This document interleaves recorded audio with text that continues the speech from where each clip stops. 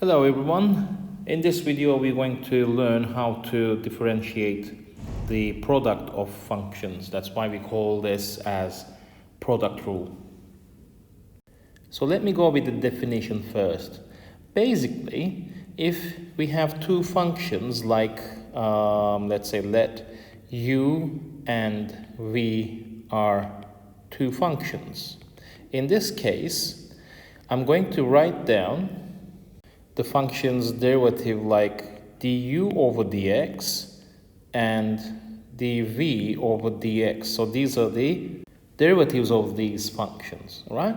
So if I have a function y, which is the product of these two functions, like u times v, then I have the derivative dy over dx to be the first function multiplied by the derivative of the second plus the second function multiplied by the derivative of the first. So this is the product rule.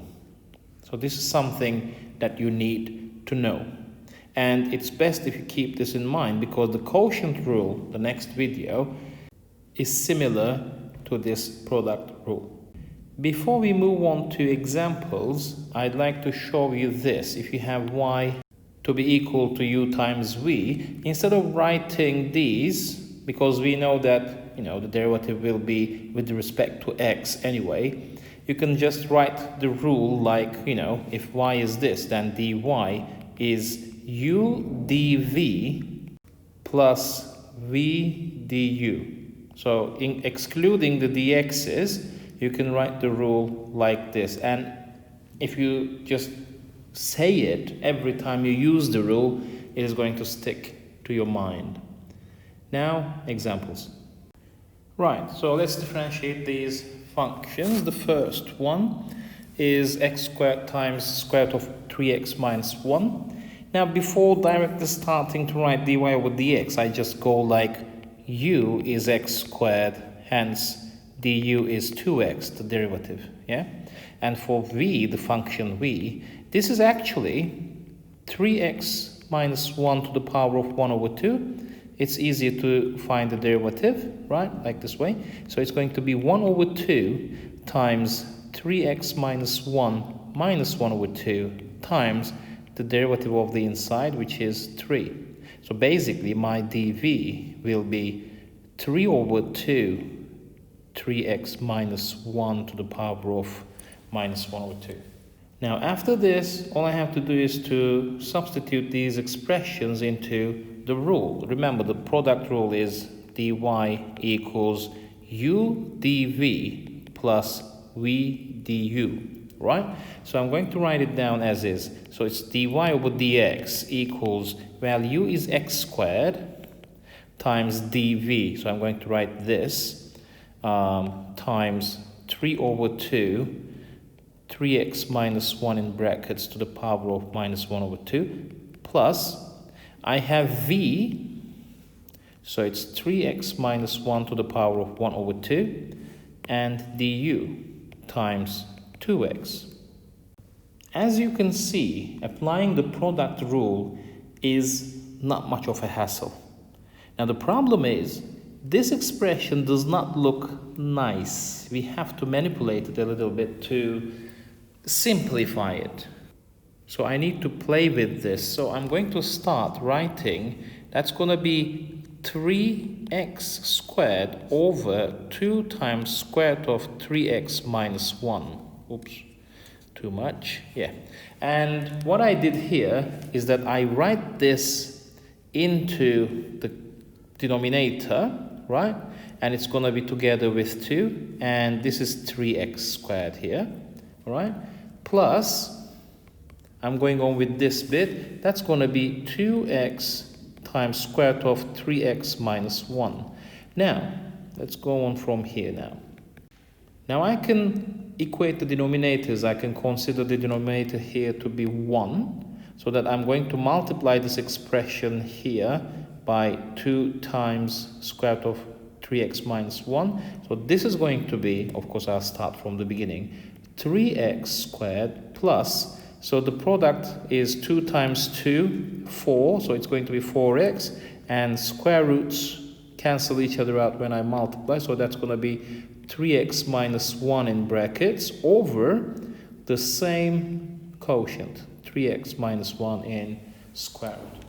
So this is now manageable at the top. I can expand the brackets. I'm going to get 3x squared plus 12x squared minus 4x over 2 square root of 3x minus 1, and then 3 plus 12 is 15, so it's 15x squared minus 4x over 2 square root of 3x minus 1.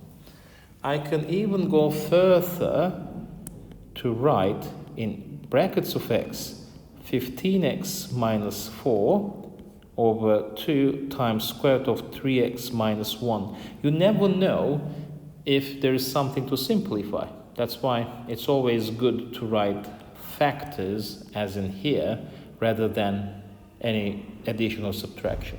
So this is my final answer. You can see that taking the derivative took this much, and manipulating took as much as the taking the derivative part. So manipulation may take some time. You have to be really flexible with all this.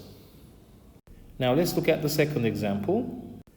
Again, here I'm going to start with saying u equals e to the power of 4x. So du must be, well, the derivative of 4x is 4, and I copy paste the function e to the 4x. So this is du.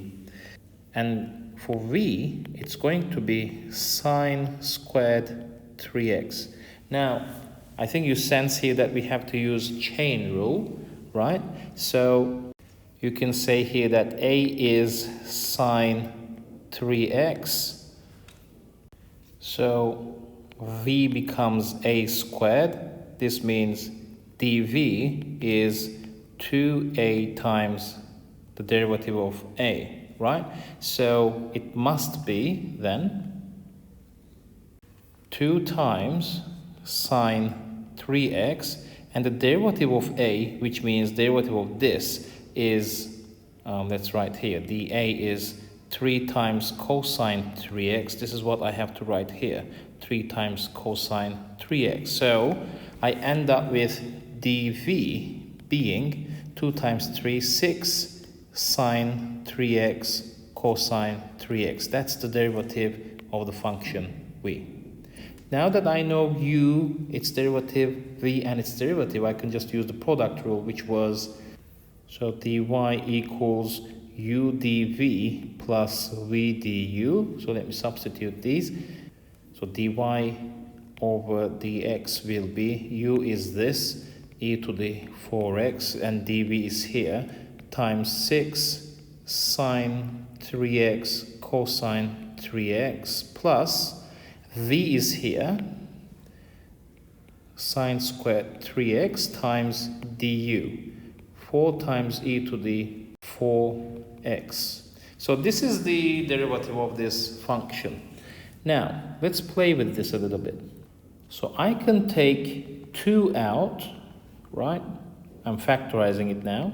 I can take 2 out. I can take e to the power of 4x out. And I can take one of the sine 3x's out. And that's what I'm going to do, sine 3x. Now, 2 is gone, so I should have 3. This is gone, I'm not writing it. This is gone, I'm not writing it. So it's going to be cosine 3x plus, I had 4 here, I took 2 out, so it must be 2. And here, one of the signs were gone, so I'm going to write sine 3x only, and e to the 4x is out. So that's the factor. So I have 2 times e to the power of 4x times sine 3x in brackets 3 cosine 3x plus 2 sine 3x. So that is the final form of my derivative. Now notice that we used chain rule and product rule at the same time, which we're not supposed to be surprised anymore. Anything is possible. So basically, you just apply the rule which you have to know.